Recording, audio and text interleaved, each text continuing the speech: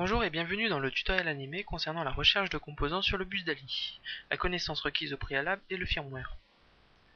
Tout d'abord, l'aspect pratique. Il faut avoir connecté le câble USB sur le contrôleur et l'ordinateur et d'avoir alimenté le contrôleur. Ensuite, ouvrez le logiciel DALI Professionnel. Vérifiez bien que le logiciel ait identifié le contrôleur via ce message ainsi que l'apparition de cette icône. Pour rechercher les composants sur le bus DALI, il faut cliquer sur l'icône qui symbolise une loupe. Ensuite, cliquez sur Search Connected Ballast.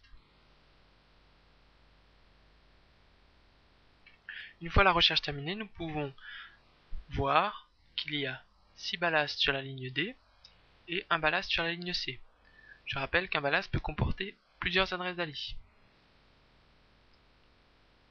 En option, vous pouvez voir certaines propriétés, c'est-à-dire au moment où je vais sélectionner un ballast, ce ballast va clignoter avec un intervalle de 0,8 secondes. Quand je vais le nommer, son état va rester inchangé, c'est-à-dire qu'il va continuer à clignoter. Pour ma part, à part une halogène, le reste est constitué de lampes fluocompactes. Pour ne pas détériorer la lampe, dans Select Ballast, je vais mettre niveau maximum. Et dans Name Ballast, je vais mettre Off. Comme ça, dès que je vais cliquer sur un ballast, la lampe va s'allumer.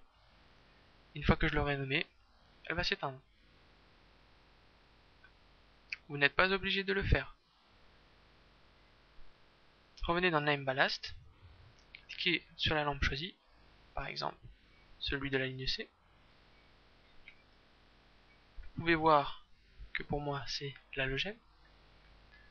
Je vais le renommer.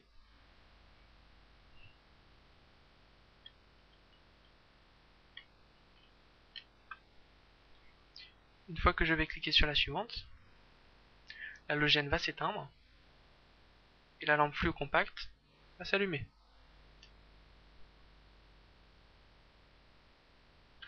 Donc je vais la nommer Dulux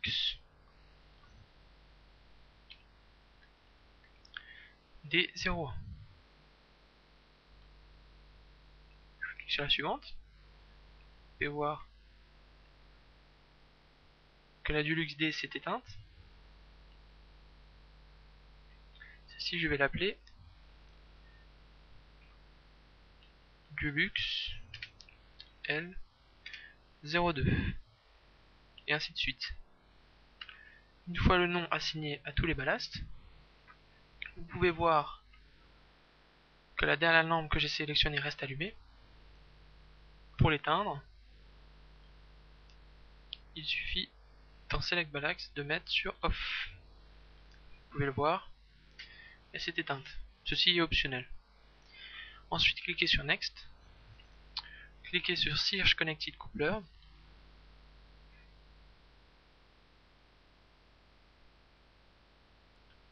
Une fois la recherche terminée, vous pouvez voir deux symboles différents. Les triangles, qui symbolisent les boutons poussoirs, et les ronds, qui symbolisent les cellules. Donc sur votre gauche, vous voyez que le type que vous recherchez est le bouton poussoir. Vous pouvez aussi rechercher les cellules ou tous en même temps. Dans ce tutoriel, je vais juste cliquer sur bouton poussoir. Je vais appuyer sur un des boutons poussoirs, ici le numéro 1.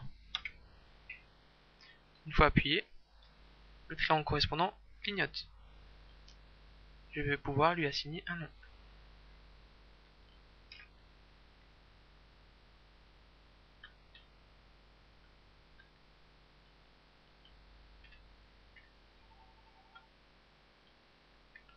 Ensuite, j'appuie sur un autre bouton poussoir, symbolisé encore une fois par un clignotement, et ainsi de suite.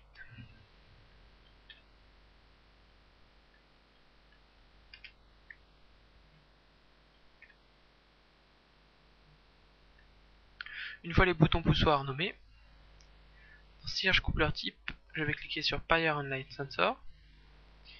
Et au moment où je vais passer ma main devant la cellule, les deux ronds vont clignoter. On peut aussi noter que un s'appelle cellule de mesure de luminosité et un autre détection de mouvement. Donc vous pouvez les renommer ou les laisser avec les noms par défaut. Une fois que vous avez terminé, cliquez sur Next. Voici un récapitulatif des actions menées. Une fois terminé, cliquez sur OK.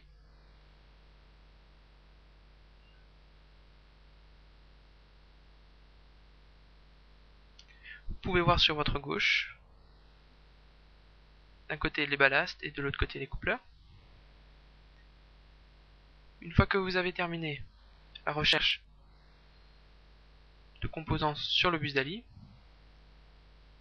vous pouvez, si vous en rajoutez un sur une ligne, cliquer sur Merge. Le principe sera exactement le même que précédemment, sauf que quand vous rechercherez les ballasts ou les coupleurs, ceux que vous avez déjà nommés resteront avec les noms. Félicitations, vous avez terminé ce tutoriel. Merci de l'avoir suivi.